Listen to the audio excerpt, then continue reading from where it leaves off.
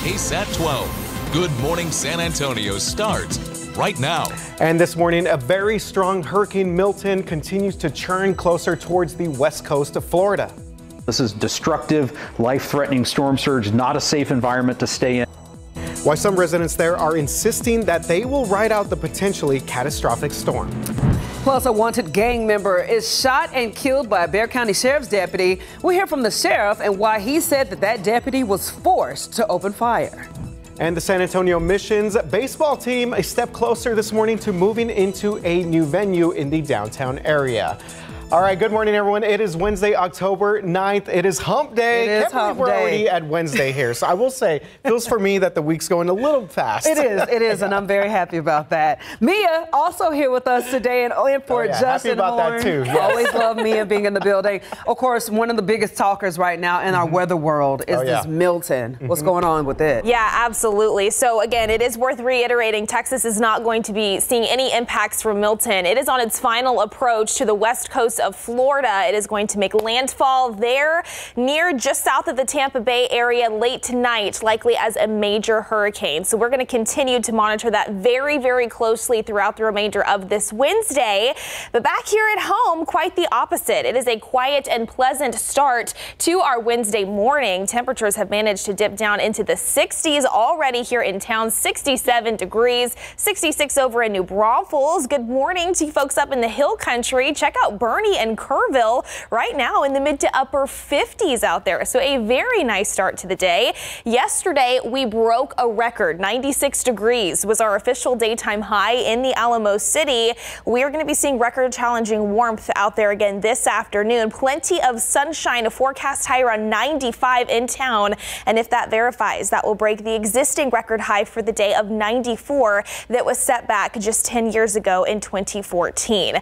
Here's the latest on Milton. Again, a powerful Category 5 hurricane as of the latest update in from the National Hurricane Center. Moving through the far southeastern reaches of the Gulf of Mexico. You can see movement, though, is to the northeast at 14 miles per hour. So it is expected to make landfall late tonight and early Thursday morning near Tampa Bay. Storm surge, high winds, flooding concerns, all expected for parts of the Florida Peninsula. We're going to get you the latest forecast track and what the Sunshine State is expected to see over the next 24 to 36 hours coming up in just a few, guys. All right, thank you very much for that, Mia. Let's take a look at your traffic authority right now. Our first look at traffic on this Wednesday morning. And right now, KSAT not reporting any major incidents or stalls, but I was looking at the cameras and it looked like we did have a little bit of activity in I-35 at Top Irvine. Not sure that's construction, not sure that is accident related. I'll continue to check in with TransGuide for more information. Jeff? Yeah, let's go out to the roads, though. Our man with the plan on the roadways. Alex Gomez, how you doing this morning? Jeffney, good morning. Right now I am driving south with our south side commuters right now. This is 35 southbound near Palo Alto Road. I'm hearing of a possible situation near 35 and Fisher Road. So that's where I'm going to go check out. Everywhere else, the highways are looking pretty good. I'm not seeing any problems. Happy Wednesday. Happy hump day, Jeffney. Yes, happy hump day to you too, Alex. We'll check back in with you, see what that incident is all about. All right, thank you very much for that. Well, going to some of our top stories now. A wanted felon and gang member was shot by Bexar County deputies after a chase on the west side. All of this happening yesterday afternoon along Highway 90. You see some of the video right there. Bexar County Sheriff Javier Salazar says that the San Antonio Police Street Crimes Unit asked for help in monitoring the 43-year-old suspect. When deputies tried to pull that suspect over on Castroville Road, that high-speed chase then started, and it finally ended at the historic old Highway 90 and 151 intersection. The sheriff says that both SAPD officers and BCSO deputies surrounded the suspect's vehicle at that intersection. That's when the suspect started to ram authorities' patrol cars to try and get away. At a certain point, my deputy was out on foot next to his patrol car, and it appeared the suspect was starting to ram his way out and was turning in the direction of the deputy. The deputy fired several shots into the driver's side door. The sheriff says that the 43-year-old suspect died on the scene. A woman who was in the car was hit in the leg and also taken to the hospital with non-life-threatening injuries. The deputy who opened fire is a 13-year veteran of BCSO and will be on administrative leave, which is the protocol when an officer is involved in a shooting. This morning, multiple agencies are searching for a local woman who has been missing since Sunday. The Almost Park Police Department and the Texas Department of Public Safety are investigating the disappearance of Suzanne Clark Simpson, who you see right there on your screen. Simpson was last seen around 11 p.m. Sunday in the 500 block of East Almost Drive. That's near Shook Avenue. Police say that the search began in a wooded area near Simpson's home. Simpson was seen at the Argyle and Alamo Heights between 6 p.m. and 9 p.m. on Sunday. Officials are unsure if she was driving a vehicle before her disappearance.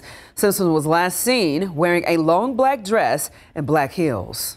Well, now to the San Antonio Missions. The baseball team is a step closer to moving. Bexar County commissioners have now voted to move forward with the funding plans for a new downtown ballpark. So lots of people in the community voicing their opinions on this potential move, and much of the feedback has actually been more positive. There is some opposition that comes from some of the people who are living in the soap factory apartment complex.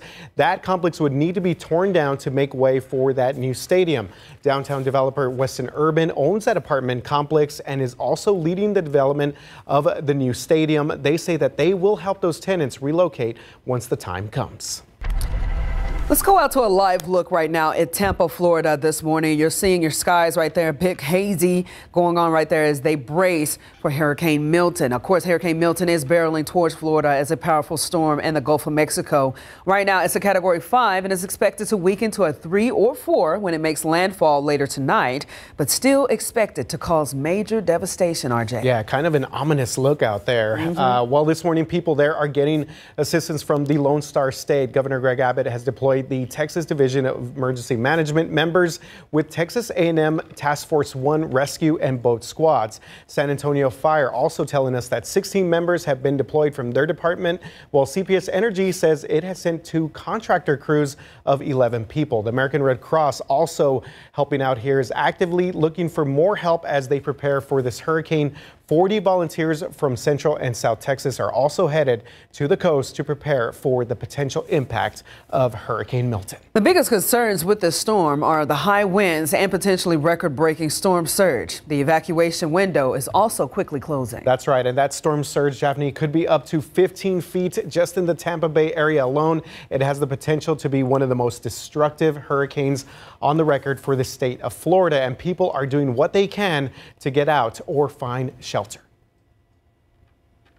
Now, Eric Von Aken, a reporter from our sister station in Orlando, is in Sarasota, Florida, which is pretty much in the path of where Milton will make landfall later this evening.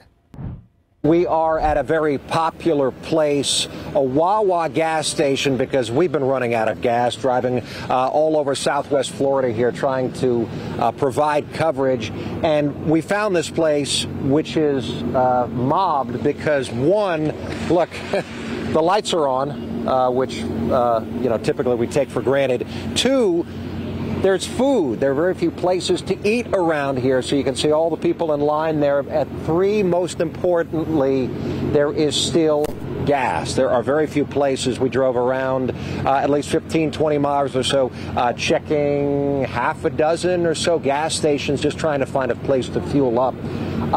We're seeing the best of humanity here, so people will actually coordinate, and they're doing something that surprises us a little bit. They're talking to each other, some getting out, some saying, okay, which fuel do you need? Do you need ethanol-free? Well, pull up here, let me get you in, let me kind of guide you. And sadly, we're also seeing the worst of humanity. People are honking at each other. There's not a lot of patience. You see near misses, people in some cases yelling at each other, and I guess a lot of this is understandable because we have what potentially could be a Category 3, 4, or 5 by the time it makes landfall here in Southwest Florida, coming straight at us. So we're in Sarasota County. Just north of us is Manatee County, a town called Bradenton many people have heard of, and then just north of that, St. Petersburg, St. Pete Beach, they call it, and also an area called Clearwater. All of these places along the Barrier Island have been slammed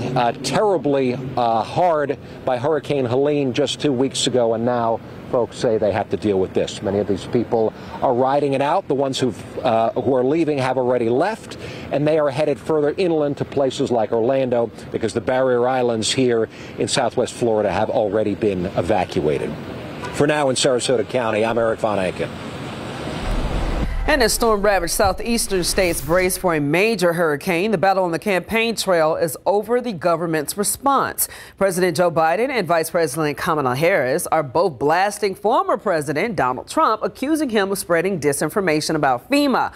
Specifically, at a campaign rally in Michigan, Trump actually blasted the Biden-Harris administration, accusing it of spending FEMA funds to house illegal immigrants over the last 2 years, while the government warned that it may run out of funds for future hurricane relief. FEMA has responded, saying that it has enough funds to help with immediate hurricane relief needs and that funding for migrant housing programs was differently allocated from the funding disaster relief. But according to Homeland Security Secretary Alejandro Mayorkas, FEMA does not have the funds to make it through the season. In some other news this morning, if you're a parent, you definitely might be interested in the latest lawsuits against TikTok. They're from 14 state attorney generals, and they are accusing TikTok of hurting young people's mental health. Numerous studies show that social media in general can harm children and teens, but the lawsuits single out TikTok as especially being dangerous. They argue that its endless scrolling content is addictive, and they say that challenge videos on the platform can encourage risky behavior. So this late night push also, they're saying notifications can disrupt sleep schedules as well. TikTok says that it is proud of its efforts to protect teens. A federal law could ban TikTok from the U.S. as early as next year. That's unless TikTok's Chinese parent company goes ahead and moves forward and sells it. TikTok is, of course, challenging this ban in courts. Yeah, no, I just read a recent challenge that is getting a lot of flack right now. It's dealing with whippets or something like that with teens. I feel like I've seen that. Galaxy and then gas. there's like the Kia car challenges, which we saw a rash of some car break-ins because I think that was sort of social media related a little bit. So yeah, definitely some things to monitor out there. Of course, for our parents, for sure. Okay, it is 5:12 right now, 67 degrees outside. All right, we're going to take you inside Hurricane Milton. Check out this view right here. This is courtesy of NOAA's Hurricane Hunter aircraft that flew through the eye of that storm.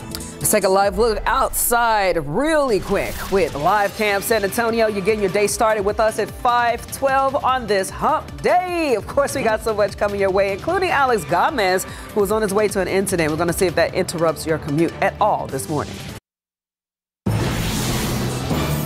5:15, welcome back to GMSA. Well, Hurricane Milton still on course to barrel into Florida later tonight. And this morning, we are getting some unique views of this powerful storm. Here's a look right now at the crew on board NOAA's Hurricane Hunter aircraft. They had a bumpy ride yesterday as they flew through Hurricane Milton.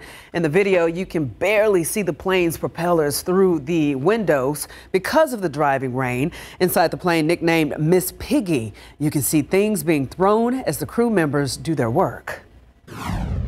It can be extremely jarring. Everything is strapped down and we can have severe turbulence, severe updrafts, downdrafts, and you're really just fighting to maintain control of the aircraft as you go through the eye wall. To be honest, it was pretty violent.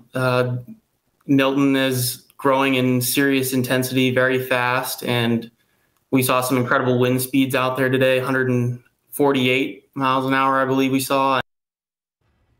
Here right there is a look at Milton from space. Astronaut Matthew Dominic posted a time-lapse and photo of Hurricane Milton taken from the window of the Dragon Endeavour, which is docked with the International Space Station. The time-lapse shows the ISS traveling over Hurricane Milton yesterday.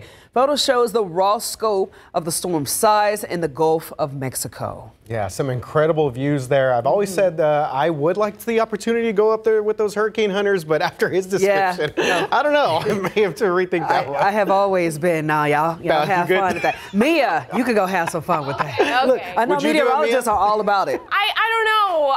That scares me. I like roller coasters, but I feel like because you're on the ground and you're in a plane and you got turbulence, I think that's too much. Yes, no, she's with me. Okay, we got twins in here. But still, incredible views. They're doing a major service out there, checking out the eye of the storm there. All right, guys, 5:17 right now, 67 degrees outside. Okay, so check this out. We'll tell you what caused this tanker to go off the edge of an overpass in Houston. This all happened yesterday. All right, and taking a look at some of our TransGuide traffic cameras here real quick before we go to break. 281 Redland Road, traffic looking good. Good morning to all our folks out there on the north side of town. You're hanging out with us on Good Morning San Antonio. We'll be back with a check of news, weather, and of course, our traffic. All right, stop what you're doing. Take a look at your screen right now. Check this out. We got video of a tanker hanging off the side of a highway overpass in Houston yesterday. The heavy truck apparently lost its tanker, which ended up on I-69 East Tex Freeway. This caused lots of traffic problems yesterday. Is that not a bizarre scene or what? That is scary, yeah. What's even in that tanker?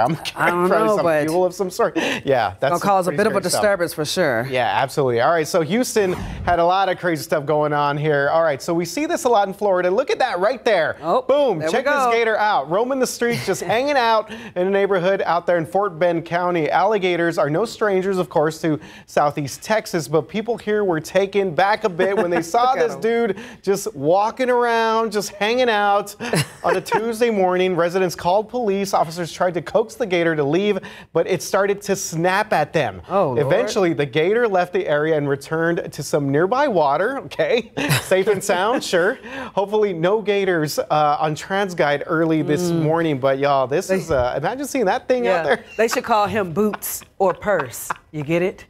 Yeah. Alligator skin. Okay, no, I'm stopping. Gator boots. All right. Yeah, let's go out to TransGuide real quick. Things are looking pretty decent. Of course, TxDOT's not showing much stuff for some type of construction area, but again, no disturbance from our standpoint right now, RJ. That's right. But Alex Gomez, last check, he was headed out and about to the southwest side of town. So I believe we have Alex with us now. Alex, what is the latest out there?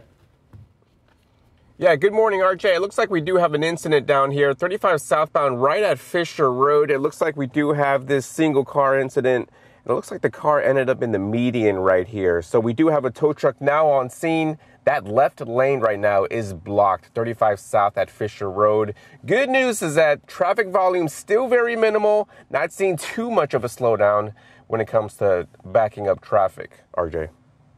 Thank you very much for that, Alex. And yeah, if there's anything going on the roads, Alex is the first one to get out there. I'm not even seeing this on TxDOT's website right now. So good information there from Alex for our drivers on the southwest side. All right, let's see if we got some good info coming from Mia. Good news, at least weather-wise on the roads, no issues either this morning. But of course, it is a much different story for our friends out east in Florida as they brace for Hurricane Milton as it is on its final approach to the Sunshine State. So here's the latest information that we have in from the National Hurricane Center. This is as of the 4 a.m. update. We'll get a new one in at 7 o'clock this morning.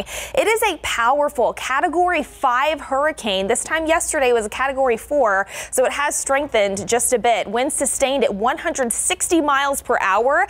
Currently the center of Milton just to the northwest of Cuba. It's moving to the northeast at 14 miles per hour, and you can see some of the rain and associated moisture from Milton already starting to pour over parts of the Florida Peninsula, Tampa, St. Petersburg, starting to see some light to moderate rain move through Orlando, already dealing with some of that as well a little bit farther inland. The latest forecast track from the National Hurricane Center calls for Milton to weaken a little bit before making landfall, still though as a major hurricane. And over the past 12 hours, the center of this track has shifted slightly farther off to the south, so landfall still expected near or just south of the Tampa Bay area, near Bradenton, as well as Sarasota late tonight and into the early morning hours of our Thursday. It still keeps hurricane status as it does cross over the Florida Peninsula and then eventually works its way into the western Atlantic by tomorrow afternoon.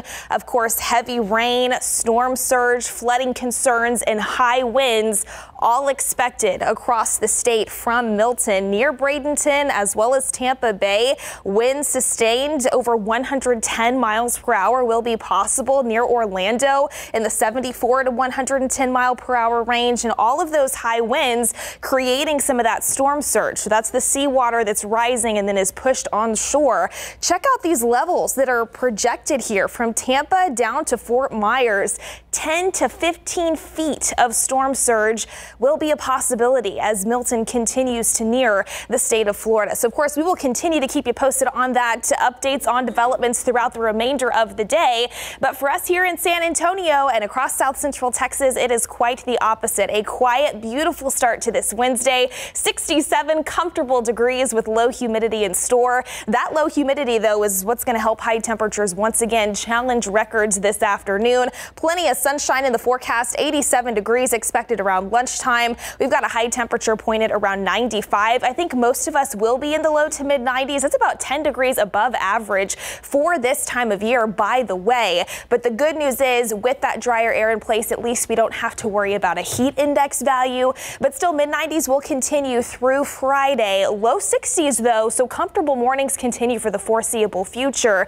You'll notice on Tuesday, temperatures start to come down a touch. There are indications that we could see a more noticeable cold front approach the area around October 15th and 16th. We'll talk about what is possible coming up in the next half hour. I'm looking forward to it. Yes, some light at the end of the tunnel. Exactly. Yes. Definitely a little glass half full kind of glimmer of optimism at the end of the forecast. It is, yeah. It does. Speaking of feeling good in the morning, it is 67 degrees right now, 526. All right, Spurs fans about to feel good as we get ready for tonight's matchup between your Silver and Black and the Orlando Magic. We're going to let you know if Wemby and CP3 will make their Spurs debuts later tonight. 529, and welcome back. Right now, we got San Antonio Spurs 2024-25 preseason officially underway. Chris Paul and Victor Wembanyama weren't rushed back on the court for Monday's opener, though. That's right. Wemby's the tall guy, right? Yeah, he's the tall one with the deep voice. So barring any setback, Wemby and CP3 will be there tonight. They are not on tonight's injury report. So the Spurs lost their preseason opener against the Oklahoma City Thunder on Monday, but they're hoping to fix some mistakes tonight. Confident. Castle. Oh! Castle! He was the king in his castle that time. That's how you go top shelf right there. Literally, when I looked, and the man that was guarding me kind of went across to the other side. So when I looked and seen nobody in front of me, that's kind of when I knew. Playing against a team like that, I mean, everybody's good. It's a full roster of guys that can really play. So. You know, you really don't have any time to rest in games like that. So really just getting adjusted to the physicality and the speed of the game is probably going to be the biggest thing for me. Talk about a classic hoop. There it is right there. That one just makes you stand up off your seat. You're like, oh, there you go. Spurs has a wife and kids. They're back in action tonight with tip-off against Orlando. That starts at 7 o'clock. Yeah, and of course, so we should get to see Wemby, CP3 back on the court tonight. Should be a lot of fun out there for some of our Spurs fans. All right, it is 5:30. We still have a lot to get to, guys. All right, switching gears a little bit here. After recent deadly dog attacks, this morning we are taking a closer look at some state laws that deal with dangerous dogs. We'll be right back. Welcome back. Well, this week, a 1-year-old child was killed after he was attacked by a pit bull, and we want to hear from you. Would you support stricter laws for dangerous dog breeds? You can respond just ahead. Uvalde's newest school officially gets a name. How it's paying tribute to the victims of the Robb Elementary shooting. And we'll show you more of this new dash camera footage that shows an off-duty Bexar County Sheriff's deputy clinging to a vehicle.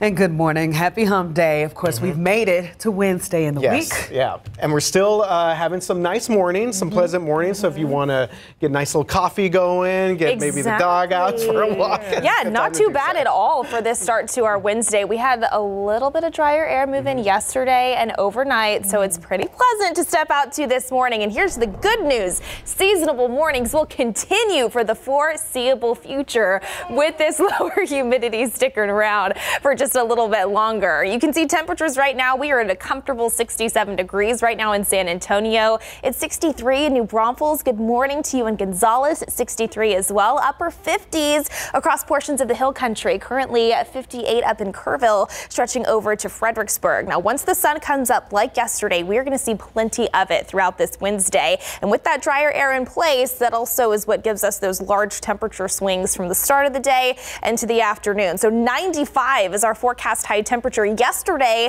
we broke a record. We hit 96 in San Antonio. Record challenging warmth is expected again this afternoon, and then comfortable again if you're stepping out for any Wednesday evening plans. We'll start to see those temperatures fall into the 80s after the sun goes down. Now, looking ahead, more of the same is in store here in San Antonio. Those cooler fall-like mornings, low to mid 60s in the forecast, some 50s across portions of the hill country to kickstart the days. Still nothing but sunshine, low humidity, and those high temperatures well above average average back in the low to mid 90s. There is some hope, though, for a little bit of change moving in next week. We'll have the latest details on that. Plus, of course, another check at Hurricane Milton as it nears Florida's west coastline later on tonight, coming up a little bit later. Taking a look right now at TransGuide. Let's check out some of our cameras across the city. We do have a little bit of a traffic happening in this particular area. This is I-35 at Loop 410. So checking out this area right here again, that traffic is just moving right along again. I told you guys earlier, only construction site that we got right now is at I-10 East at Woodlawn. They got one of the lanes blocked right there. But RJ, there's more happening right now on the roadways as well. Yeah, definitely, Javni. So I believe this is out there by where Alex is at on the southwest side of town. So let's go ahead and check in with him. Again, he was out at 35 at Fisher Road. Looks like he's maybe back on the roads. Alex, how are things looking out there? Yeah, good morning, RJ. Have no fear. The southwest side incident has cleared. That left lane back open and traffic is moving pretty good again. I just made the turnaround. I'm going to go back into the city and check out the other parts of the city, RJ. All right. Thank you very much for that update, Alex. And he's got a little rhyming going on this morning there as well.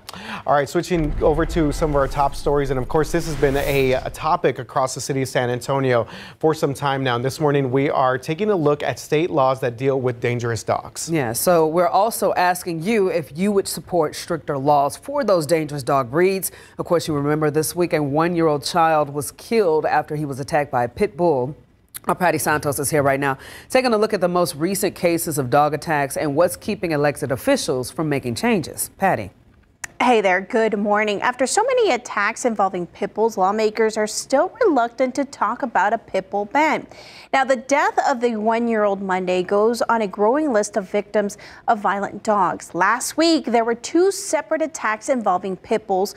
One was a young boy and the other was a 30-year-old pet owner. Now, you remember in 2023 in San Antonio, Max de los Santos was nearly killed when a pack of pit bulls charged him. That same year, Paul Striegler and Ramon Najera were both killed by pit bulls. City and county elected leaders point to the state laws as to why they have not been able to do more. State law says a county or city cannot place additional restrictions on vicious dogs as long as they are, they can, as long as they are specific to a breed, not specific to a breed. Now, we did reach out to county leaders. Judge Peter Sakai, who was not available for a comment. Sheriff Javier Salazar says he would not support a ban. Other county leaders did not respond, and we asked the chair of the San Antonio Public Safety Committee. She also said she would not support a ban, but she could get behind other changes. What about a ordinance that will require anyone who has a dog to have them spayed or neutered? That I'm 100%. I think there's 2 things that would solve our ACS issue, and this is my opinion on it. I think it's spay and neuter, and it's pet owner education. Both of those things I think would go a long way in solving our problems. And again, remember, it would be up to Texas lawmakers to make a change at the state level to force cities and counties to act. So we reached out to dozens of senators and representatives for Bexar County and San Antonio, and only one returned our request for comment. Senator Menendez says it is crucial for stricter laws to be implemented. Last year, Governor Abbott vetoed a bill that would increase criminal consequences for owners of, quote, dangerous dogs. And there is a city in the U.S. that currently has restrictions against a specific breed. We want to hear more about what you think about this topic, so please vote on our poll. If you have a strong opinion on this, we'll tell you who's listening. We'll be back. All right. Thank you very much for that, Patty. You see the vote kind of going back and forth there. Well, this morning we've learned the names of 4 Tren de Aragua gang members who were arrested at the Palacia Apartments over the weekend. So according to immigration officials, they are Josue Guerra Sanguino, Yonaker Velasco, Giancarlos Hidalgo Oviedo, and Yorbis Rafael Osorio Carmona. They all range in age from 22 to 27 years old and are all citizens of Venezuela. All 4 were actually arrested near Eagle Pass before they were arrested at the Palacia Apartments. They were all instructed to report to nearby ICE offices after being released from detention back in 2022 and 2023. So according to a spokesperson with the Enforcement and Removal Operations, at least 3 of them did not report to an ICE office. They now all have orders of removal to their home country, again, all from Venezuela, and they are now in ICE custody. All right, take a look right now at this new dash cam footage right here. It's just released showing an off-duty Bexar County Sheriff's deputy clinging onto a vehicle that had struck him. Incident happened around 8 a.m. last Thursday at St. Matthew Catholic School on Wurzbach Road. BCSO trying to find the suspect, 27-year-old Adrian David Arellano, who is accused of hitting the off-duty deputy and running from police. Deputies say that the collision caused the deputy to fall on top of the vehicle, where he held on as Arellano continued to drive. BCSO said that a bystander inside another vehicle saw the incident and decided to drive in front of Arellano to prevent him from moving forward. Arellano stopped the vehicle that he was driving, but the deputy fell off and broke his foot and hurt his head. BCSO said that that's when he ran away from the scene afterward. Uvalde's newest school paying tribute to the victims. It will be known as Legacy Elementary, and it will replace Robb Elementary.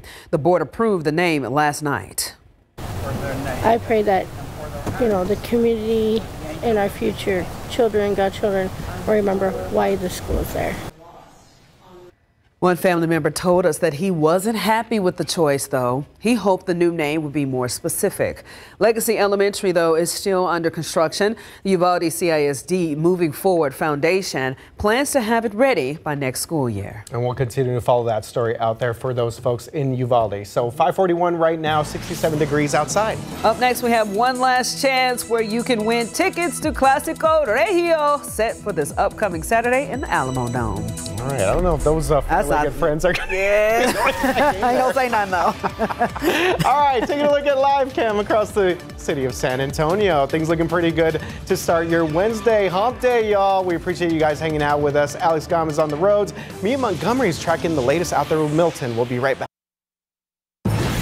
545, welcome back. Elon Musk's X returns to one of its biggest markets. Brazil's Supreme Court lifted a ban on the social media site after the platform paid a $5 million fine. The country banned X last month after it refused to remove several accounts deemed to be spreading misinformation, according to Brazil's government. Yeah, I remember when the Eagles and Packers played and they were like, how are we going to get these Twitter updates? From Brazil. All right. Hey, soccer is real big in Brazil, but you know what? Also growing here in the Alamo City, and today is the last day for this. Get your phone out and scan the QR code on your screen. We're going to be hosting a sweepstakes for KSAT insiders to win tickets to the Clásico Regio that is set for this Saturday at the Alamo Dome. Yes, just days away. This is one of the biggest rivalries in soccer in Mexico, pitting Monterrey's two crosstown teams, Tigres and Rayados. KSAT insiders can enter for a chance to win 4 tickets to the game. You've been hearing about it all week long, but again, you have to be an insider, and it's easy to sign up. You just need your email address, and get this, sweepstakes ends today, so get it done while you can. Yeah, I do expect a packed Alamo Dome Saturday, two very passionate fan bases, and yeah, good matchup to have up here. I'm excited about it. It is 546 right now, 67 degrees outside. Let's check out Drive Cam before we go to break. Alex Gomez scanning the streets of San Antonio on your Wednesday morning, and things looking pretty good where he's at right now, but it looks like we might have an incident popping up near the downtown area. We'll be back and check in with Alex in just a bit. Some people just know they could save hundreds on car insurance by checking Allstate first. Okay, let's get going. Can everybody see that? Like, to check your desktop first before sharing your screen. That is not the, oh, no. I don't know how that got in there. No, that, Yeah, checking first is smart. Okay, everybody get out. So check Allstate first for a quote that could save you hundreds. You're in good hands with Allstate. Still congested? Nope. New Mucinex 2-in-1 Saline Nasal Spray. Spray goodbye. With an innovative power jet to break through your toughest congestion. Come on, man. Congestion? No, I'm good. Spray goodbye to tough congestion. You're very talented! New Mucinex 2-in-1 Saline Nasal Spray has arrived. With a gentle mist and innovative power jet, spray goodbye to congestion. It's comeback season. Welcome back. Taking a look at your traffic authority. And before we went to break, Jaff, we were talking about an incident in the downtown area. Yeah, let's go out to Alex Gomez right now. Alex, he's on the road right now. You see, you got a great shot of this particular truck. Alex, what's going on? Yeah, this is going to be a downtown accident, Jaffney. This is going to be 35 northbound, right at the exit to San Pedro on the lower level. You can see this 18-wheeler right here completely facing the wrong direction. Police not yet here, so of course when they do get here, they're going to make some additional closures. But right now, the right lane and the exit to San Pedro is going to be closed. Again, all taking place on the lower level. If you're coming up from the south side using 35 north, try and stay on that upper level. You can bypass this, Jaffney. All right, hopefully they get this cleared out before more and more people get on the roadways. Yeah, that's going to look like it's going to back things up there, especially with no emergency officials out there. Yeah. Just yet. Let's get over to Mia real quick about our forecast. Yes, no issues out on the roadways weather-wise this morning. It is a pleasant start to this Wednesday, and pleasant fall-like mornings will continue over the next several days, even out of the upcoming weekend. Dry air, though, still means that we are expecting hotter than average afternoons. Daytime highs still topping off in the 90s each and every day, and we will be staying dry. Unfortunately, we don't have any notable chances for rain in the forecast over the next 7 to 10 days. However, there is some hope for a little bit of fall-like change to at least approach south central Texas into next week, specifically around the October 15th to 16th time frame. We will be monitoring for the potential to see a cold front work its way into the region. And of course, we're also going to have the latest here on Major Hurricane Milton that is expected to make landfall in Florida near the Tampa Bay area later on tonight. So let's go ahead and talk all about it. 67 comfortable degrees right now here in San Antonio. Mostly clear skies in place. Plenty of sunshine is once again in the forecast this Wednesday, helping those temperatures warm. 83 degrees expected around 11 a.m. this morning. Even more sunshine into the afternoon. There's that forecast high temperature right around 95. By the way, if that verifies, it would break the existing record high for the day of 94 that was set back in 2014. It'll be 96 over in New Braunfels this afternoon. Same off to our south in Pleasanton, 92 in Kerrville, and 94 off to our west in Uvalde. We could see those daytime highs build by a degree or two into tomorrow, then maybe trimming off a few degrees as we head into the upcoming weekend. Notice into early next week, though, it's possible that we see some 80s return to the forecast. By Sunday, here's what's going on in the upper levels of the atmosphere. We will still be under the impression of that high pressure system off to our west, but it's possible that we see a low pressure system move across the Great Lakes region. This could be just strong enough to bring a frontal boundary through the area. Some cooler and drier air moving in on the backside of that low pressure system could bring some fall-like temperatures to the region. In fact, some of the coolest temperatures that we've seen since early May. Still a week out. We will continue to monitor trends. Just something to check back in on in the days ahead. Real quick, though, here's the latest on Hurricane Milton, a powerful Category 5 hurricane churning over very warm waters in the Gulf of Mexico. That's why it has been able to stay a major hurricane over the past couple of days. It is expected to approach the western coast of Florida by tonight, likely making landfall as a major hurricane around midnight or into the early morning hours of our Thursday, near just south of Tampa, near Sarasota as well. Of course, storm surge, high winds, flooding, all possible and frankly expected. We'll continue to keep you posted on that throughout the remainder of the day, but until then, the opposite here. Very quiet, hot afternoons, plenty of sunshine, but at least those mornings are going to be very comfortable out there. Yeah, definitely. We'll take that for sure. All right, thank you, Mia. 5:54 right now, 67 degrees outside. Taking a look at our lottery. Check this out. Pick 3163 with a fireball of 0. Daily 4, 8, 2, 0, 3, fireball 0. Catch 5, 5, 12, 18, 19, 32. Moving on to our Mega Million, something a lot of people like to listen to. 3, 19, 20, 22, 66 with a huge, what's that, a Powerball, I guess you call it? Mega Million ball. Mega ball, sorry, y'all. Mega ball of 9, 3 players. Good luck, people out there playing your lottery.